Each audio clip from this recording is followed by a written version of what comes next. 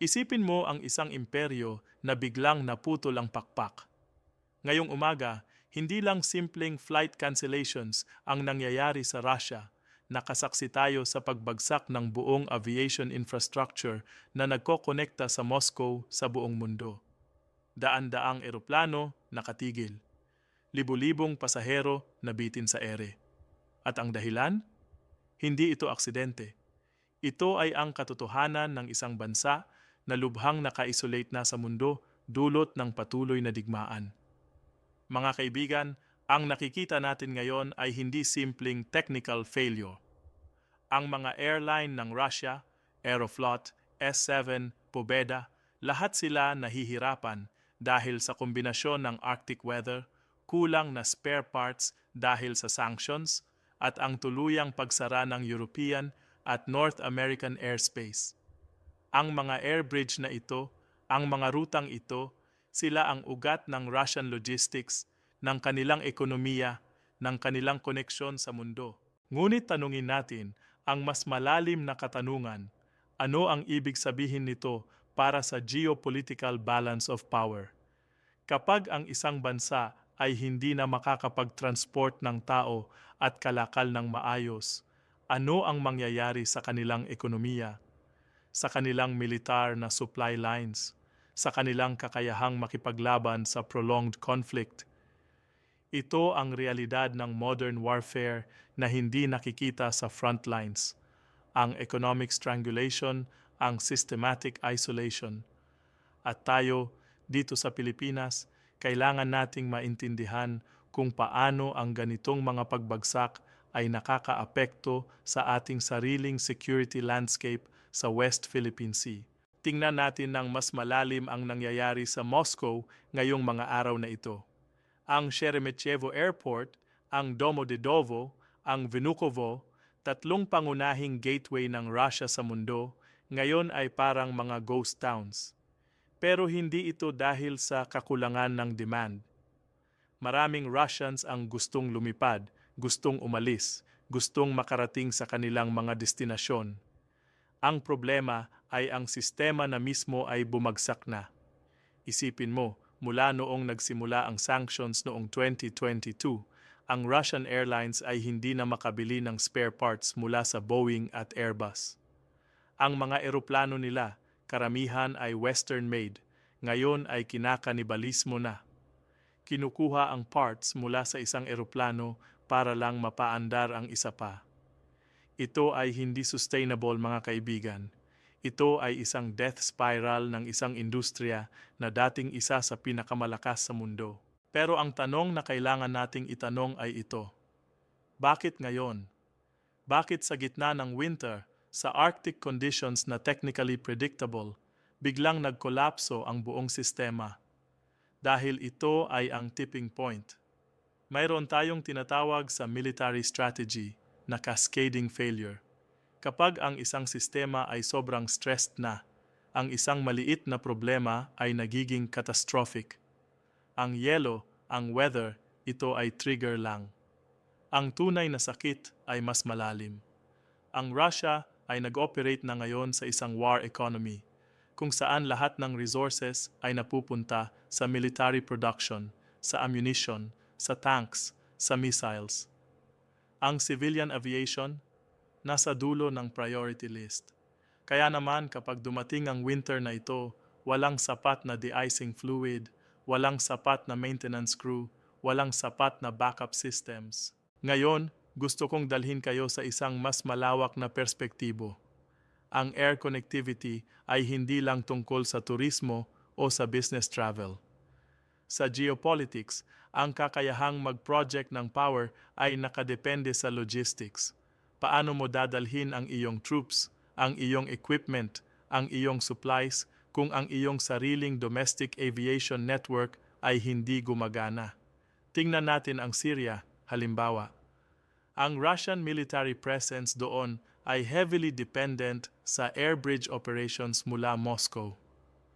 Kung ang civilian airlines ay struggling na, paano pa kaya ang military transport aircraft na mas matanda pa, mas worn out pa? Ito ay isang domino effect na hindi mo makikita sa news headlines pero sa operational level ito ay devastating. At dito papasok ang mas malaking larawan ng economic warfare. Ang West, particularly ang United States at ang European Union, ay hindi nag-impose ng sanctions para lang magpakita ng moral outrage. Hindi. Ang sanctions ay carefully calibrated para sirain ang specific sectors ng Russian economy. Ang aviation industry ay isa sa pinaka-vulnerable dahil ito ay highly dependent sa global supply chains. Walang bansa sa mundo, kahit ang Russia na may sariling aerospace industry na fully self-sufficient pagdating sa commercial aviation. Kailangan mo ng engines mula sa isa pang bansa, avionics mula sa iba, composite materials mula sa iba pa. Kapag putulin mo ang access sa global supply chain na ito, ang buong sistema ay unti-unting namamatay. Pero tandaan natin, ang Russia ay hindi basta-basta sumusuko. Ang nakikita natin ngayon ay desperate measures. Sinusubukan nilang mag-pivot sa Chinese aircraft, sa COMAC C919, sa regional jets na gawa sa China. Pero ito ay hindi overnight solution. Ang certification, ang pilot training, ang maintenance infrastructure, lahat ng ito ay tumatagal ng taon, hindi buwan. At sa gitna ng winter crisis na ito, walang luxury of time ang Russia. Ang kanilang population ay nakakaranas na ng inconvenience, ng frustration. At sa isang authoritarian state na tulad ng Russia, ang public discontent ay isang delikadong bagay. Kapag ang ordinaryong tao ay nakakaramdam na ang kanilang daily lives ay directly affected ng mga desisyon ng gobyerno, doon nagsisimula ang mga cracks sa social contract. Ngayon, bakit ito relevant sa atin dito sa Pilipinas? Dahil ang global power dynamics ay isang zero-sum game.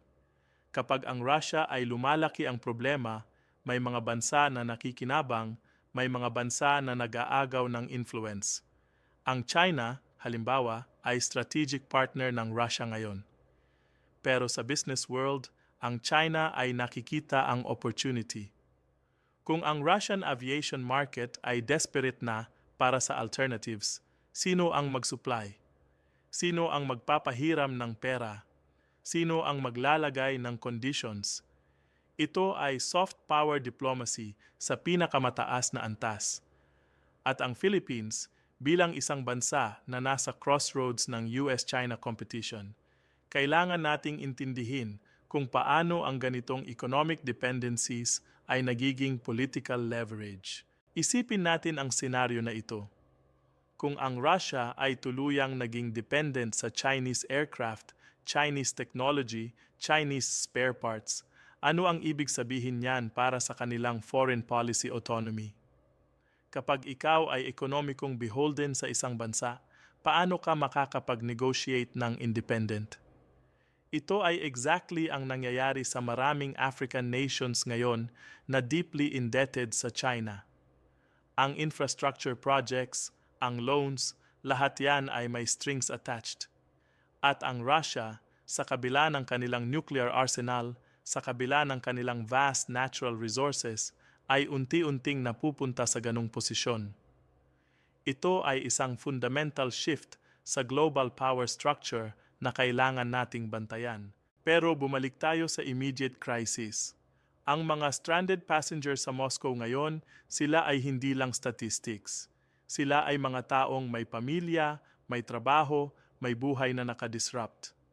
Marami sa kanila ay mga overseas workers, mga estudyante, mga negosyante, at ang kanilang experience ay mag-ripple effect sa Russian economy.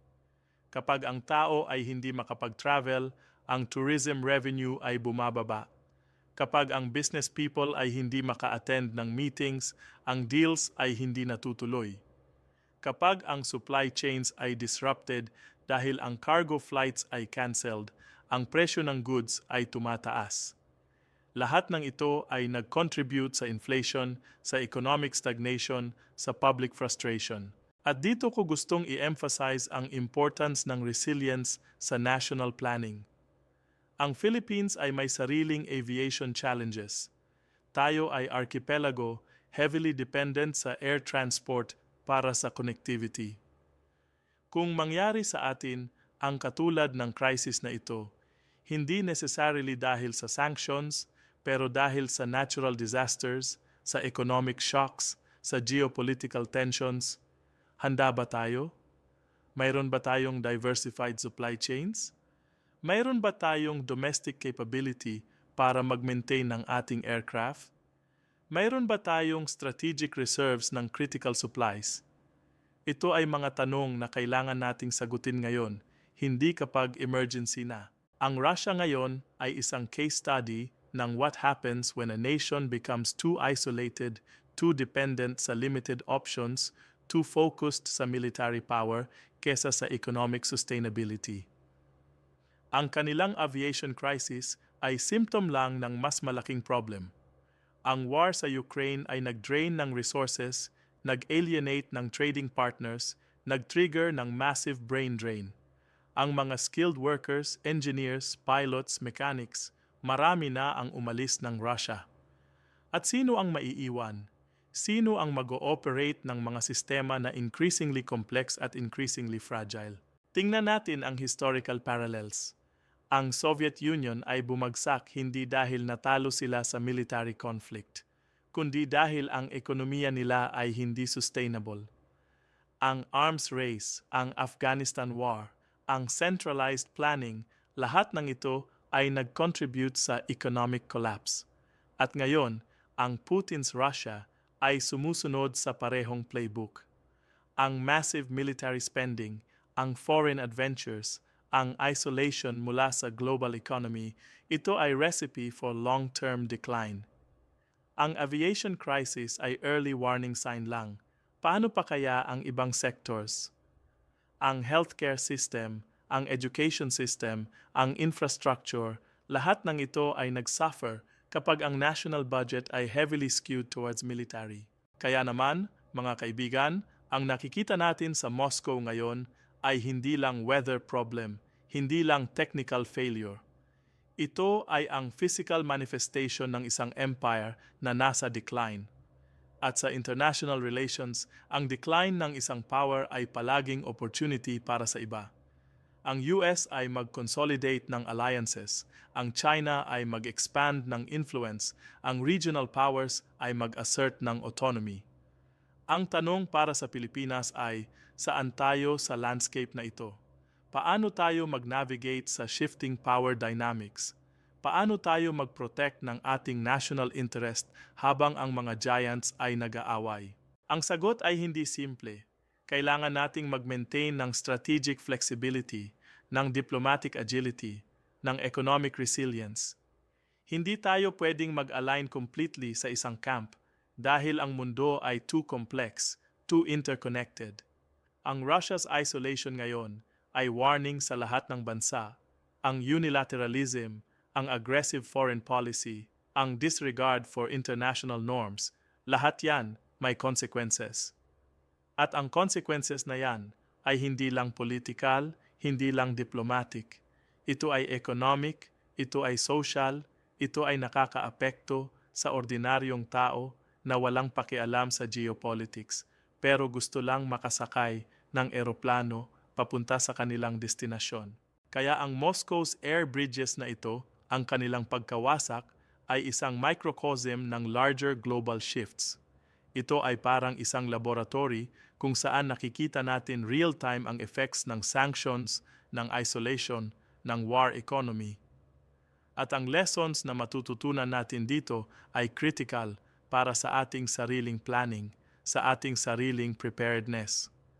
Dahil sa mundo ngayon, walang bansa na truly immune sa global shocks. Ang tanong lang ay kung gaano ka ready, kung gaano ka resilient, kung gaano ka adaptive sa pagdating ng crisis. At sa Russia ngayon, nakikita natin ang cost ng unpreparedness, ang price ng miscalculation, ang consequences ng hubris.